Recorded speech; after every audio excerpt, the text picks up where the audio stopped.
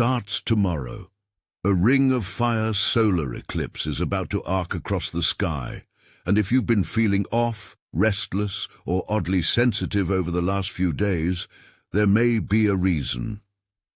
I want to walk you through 9 strange spiritual symptoms people report around these eclipse windows, what they feel like, why they often show up, and a simple, gentle thing you can do to be with each one. This is not medical advice. If anything becomes severe or persistent, seek professional care. But many people find naming these experiences helps them move through them with less fear. We'll go slow and clear. I'll call out each symptom by number so you can follow along. If any of this is landing with you, drop a single word in the comments. Quiet, alert, or whatever feels true, so we can notice together. Now let's begin. 1. Urge to withdraw. You may suddenly want to disappear from crowded places. That small gathering that usually feels manageable now feels like too much. You find yourself craving solitude, turning off notifications, avoiding small talk. It's not laziness. It's an inward pull that feels like a dimming down of the volume around you. Why this happens? Eclipses often act like a spotlight on the nervous system. For many sensitive people, that spotlight triggers an instinct. When signals shift, the safest move is to reduce incoming stimuli. Historically, humans withdrew from exposure during confusing environmental cues. Today, that instinct can look like a strong preference for quiet, for smaller social windows, for being alone with a book or a walk. Energetically, this withdrawal is a recalibration. Your system asking for less external input so it can sort internal shifts. Micro-guidance. Honor the pull. Carve out a true pause, even 10 minutes without screens, lights dimmed, or a short walk outside. Notice how your body softens if you allow stillness. Transition. That inward turn often arrives with a companion symptom, a surprising early wake-up call. 2. Early waking, sudden alertness. You find yourself awake before your alarm, heart slightly faster, thoughts sharp in the small hours. Or you'll wake in the middle of the night and feel unusually alert, as if something important is trying to be noticed. Why this happens? Eclipses stir rhythms. Your circadian cues, the internal clock tied to light and dark, can feel nudged or blurred. For people attuned to subtle shifts, the nervous system interprets the eclipse as a change in the environment and raises vigilance. This isn't necessarily insomnia. Often it's a heightened alertness that wants attention, reflection, or an emotional check-in. Micro-guidance.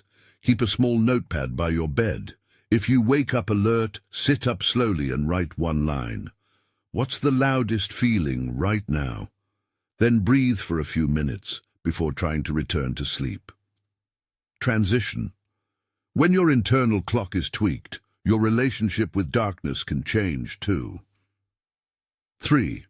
Heightened discomfort around darkness. Need for extra light. Some people report being unusually bothered by dark rooms, even during normal sleep hours. You might crave a nightlight, a candle, or a soft lamp where you usually prefer complete darkness. Darkness feels colder, less friendly. Why this happens? Darkness and light carry symbolic and physiological meaning. An eclipse brings a literal and symbolic renegotiation of light. Your system may respond by asking for small sources of comfort and safety, extra lamps, the glow of a screen for a few minutes, or incandescent warmth. Energetically, this is not mystical doom. It's a signal that your thresholds for safety are temporarily lower and that you need gentle illumination to feel steady. Micro-guidance. Allow light that soothes you, a warm lamp, a candle, or soft string lights. Avoid bright blue-hued screens late at night. Prefer warm tones that feel calming. Transition. Alongside these shifts, the body sometimes becomes restless in ways that don't make sense. 4. Restlessness. Inability to sit still. You might notice an itch to move, Pacing, fidgeting, or switching tasks every few minutes. Sitting through a meeting or a long movie suddenly feels impossible. There's a low-grade agitation that wants expression. Why this happens? The eclipse's energetic ripple can stimulate the sympathetic nervous system, the part that primes us for action.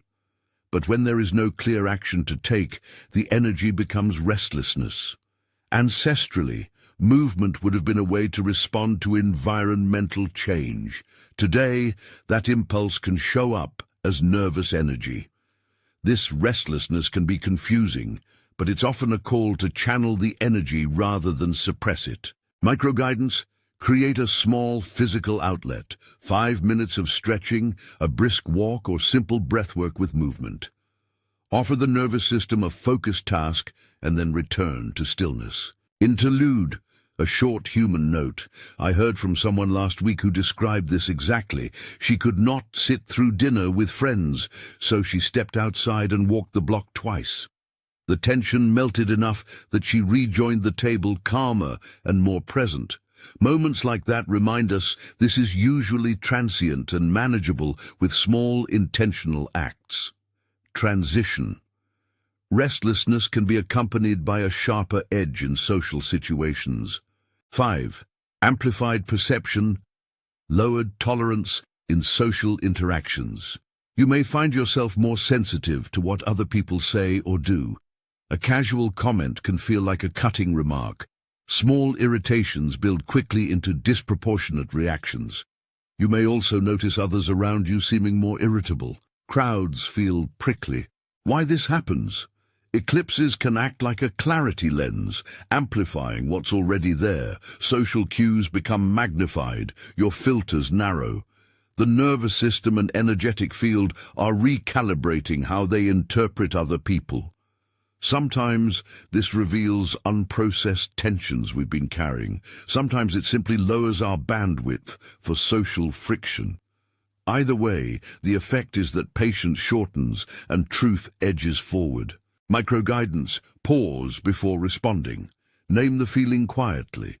That stung, or I feel raw. That short naming interrupts automatic reactivity and creates space for a calmer reply or a decision to disengage. Transition: these social amplifications often show up alongside strange physical signs meant to regulate the nervous system. 6. Excessive yawning as nervous system regulation. You might be yawning more than usual during conversations, while sitting at work, even in the middle of a task. It's not always a sign of tiredness. Frequently, it's a nervous system tool for regulation. Why this happens? Yawning does more than signal sleepiness. It's a physiological reset, a way to modulate brain temperature, oxygenation, and arousal levels. Around collective energetic events, people often yawn more because their systems are seeking equilibrium. It's an ancient bodily method for calming and rebalancing. Microguidance: if you're yawning, don't hide it. Slow your breathing for a few cycles, sip cool water, or step outside for a minute. Let your system do what it needs without shame. Transition: yawning and restlessness sometimes come with short, odd sensory shifts. 7. Brief microdizziness or lightheadedness.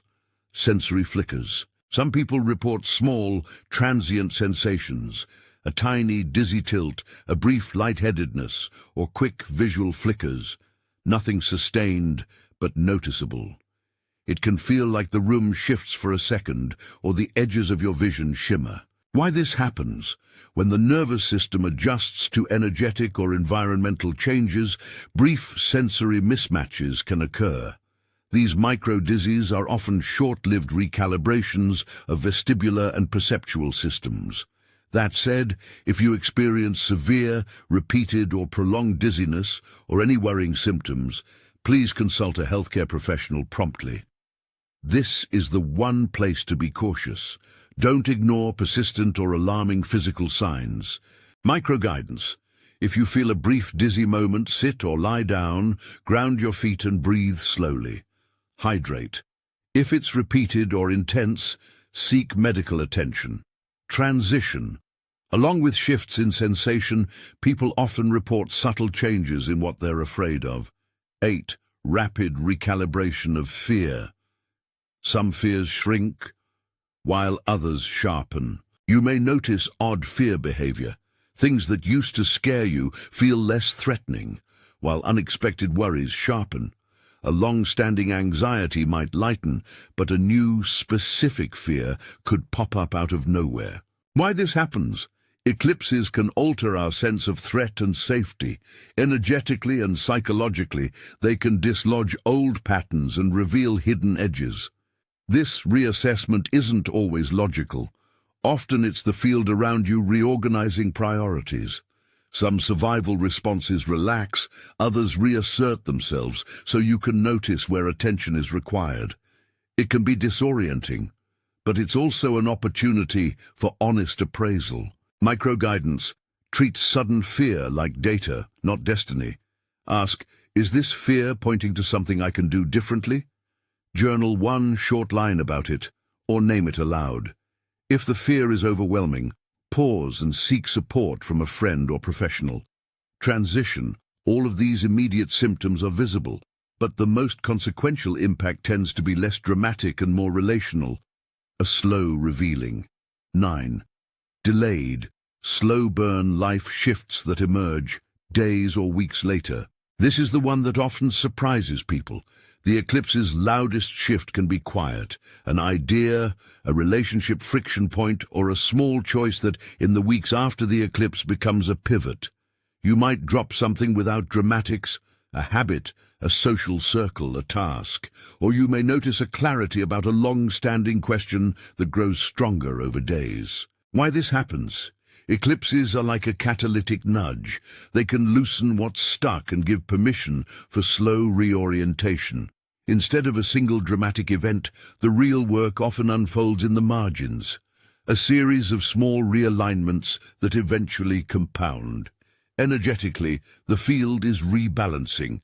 Practically, you're being offered information about what fits and what doesn't. Micro-guidance. Keep a gentle log for 2 weeks after the eclipse. Note small decisions, recurring feelings, or nudges to change. Notice patterns. Don't force immediate action. Let the slow burn do its work. Transition to climax. These 9 symptoms might feel disparate, but they point to the same essential movement, a sharpening of perception and a reordering of what matters. Why this matters? The reveal and relational shift. If you pull these threads together, you see the deeper point. The eclipse doesn't just tinker with nerves, it can reveal truth. That truth often lands in relationship space. Your tolerance shortens, small frictions become visible, and what was background noise comes forward. Suddenly you notice the tone in a partner's message, the mismatch in a job, the way your energy shifts around a friend. This is not cosmic punishment. It's exposure, a clearing of sorts, that highlights what is misaligned and what is ready to change. This matters because small, honest adjustments made now can prevent bigger disruptions later. It matters because you can choose how you meet these revelations, with curiosity, with care, and with steady boundaries. The urge to withdraw, the yawning, the early waking alertness, the micro-dizziness, they can all be interpreted as invitations to pay attention, not as threats. A short collective breath. Remember, sensitivity is a capacity. It lets you detect subtle shifts in yourself and your environment. Treat it as a tool, not a weakness. How to navigate the eclipse window. Practical guidance. Start with basic care. Sleep when you can, hydrate and eat grounding, balanced meals. Keep a routine that gently supports your nervous system. Consistent bedtime rituals, short movement breaks, and moments of low-stimulus rest. Use small practices to anchor you. Hand on the heart for a minute, a walk barefoot if you can, or 3 slow breaths before responding to anything charged. Boundary practice matters. If you feel lowered tolerance, give yourself permission to step away from conversations that escalate. If you're yawning a lot or waking early, treat those as signals to prioritize rest rather than shame. If a new fear appears, Don't act into it impulsively. Gather data, talk it through, and choose your next steps intentionally. When to seek professional help? Most of these symptoms will pass or settle with simple self-care. But if you experience prolonged, intense, or worsening physical symptoms, especially repeated fainting, severe dizziness, chest pain, or anything that disrupts daily functioning, seek medical attention. Similarly, if emotional shifts are overwhelming or dangerous, reach out for mental health support. The eclipse can intensify things, but it's not an excuse to ignore serious signs. The slow burn timeline. What to watch for in the weeks ahead. After the immediate window, watch for gradual changes, a new pattern of waking, a decision that feels increasingly obvious, or a relationship that slowly reorganizes. These slow burn shifts often begin as small nudges within the first few days and become clearer over 2 to 6 weeks. That's your opportunity to respond with care rather than react out of urgency. A brief ritual for grounding, optional, simple. If you want one small thing to do right now, sit quietly and place your palms on your thighs. Close your eyes and imagine a soft, steady light at your center. Breathe in for 4 counts, hold for 2, breathe out for 6. Repeat 5 times, then open your eyes. This tiny practice is meant to remind the nervous system you can create steady input when everything else feels unpredictable. A quick reality check about meaning. It's tempting to interpret every internal shift as a destiny-level signal. Most shifts are smaller. The eclipse can clarify, but it doesn't predetermine. Use the clarity to inform choice, not to fix fate. If something feels deeply true, take small steps toward it and observe what happens. If something feels destabilizing, support yourself and consult trusted voices. Closing reassurance and what to do next. These 9 symptoms: urge to withdraw, early waking, discomfort around darkness, restlessness, amplified social sensitivity, excessive yawning, micro-dizziness, rapid fear recalibration, and slow burn life shifts, are common reports around eclipse windows. They're often uncomfortable, occasionally disorienting, but usually temporary and meaningful. Notice them, name them, treat them with gentle care. If you felt seen by any of these descriptions, consider sharing one word in the comments that sums up your experience. Just a single word, so we can gather the signal together. Come back in the days after the eclipse and note the slow changes. You may be surprised by what the quiet reveals. Final quick reminders. This is not a medical diagnosis. If you have severe or persistent physical symptoms, seek medical help. If you feel emotionally overwhelmed, reach out to a trusted friend or a professional. Breathe. Let the eclipse meet you as a catalyst, not a verdict. Stay curious. Be kind to yourself as your system recalibrates.